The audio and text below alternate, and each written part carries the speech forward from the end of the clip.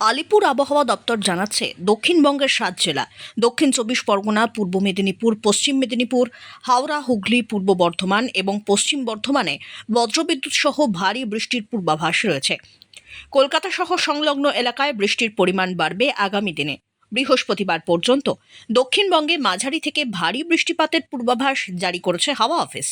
একই সঙ্গে মৎস্যজীবীদের সমুদ্রে যেতে নিষেধাজ্ঞা জারি করা হয়েছে। আবহাওয়া দপ্তর আরও জানাচ্ছে, বাংলা ওড়িশা উপকূলে ফের নিম্নচাপের সম্ভাবনা রয়েছে, যার ফলে দক্ষিণবঙ্গে বিক্ষিপ্ত বৃষ্টির পূর্বাভাস রয়েছে। বৃষ্টি হলেও থাকবে আর্দ্রতাজনিত অস্বস্তি। গতকাল রাত্রি 10টা থেকেই ভারী বৃষ্টিপাত হয়েছে কলকাতা সহ গোটা দক্ষিণবঙ্গে। এখনো পর্যন্ত উত্তরবঙ্গে পরিষ্কার এবং ঝলমলে আকাশ। তবে আলিপুর আবহাওয়া দপ্তর জানাচ্ছে, উত্তরবঙ্গেও এদিন বিক্ষিপ্ত বৃষ্টির পূর্বাভাস রয়েছে। মালদা, দক্ষিণ দিনাজপুর এবং উত্তর দিনাজপুরে বৃষ্টিপাতের পরিমাণ বেশি।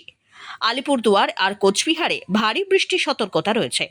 বুধবার থেকে উত্তরবঙ্গে বৃষ্টির পরিমাণ কমবে, এমনটাই জানিয়েছে হাওয়া অফিস। এদিন রাজ্যে সর্বোচ্চ তাপমাত্রা 31 ডিগ্রি এবং সর্বনিম্ন তাপমাত্রা 26 ডিগ্রি সেলসিয়াসের আশেপাশে থাকবে বলে খবর। Bureau report.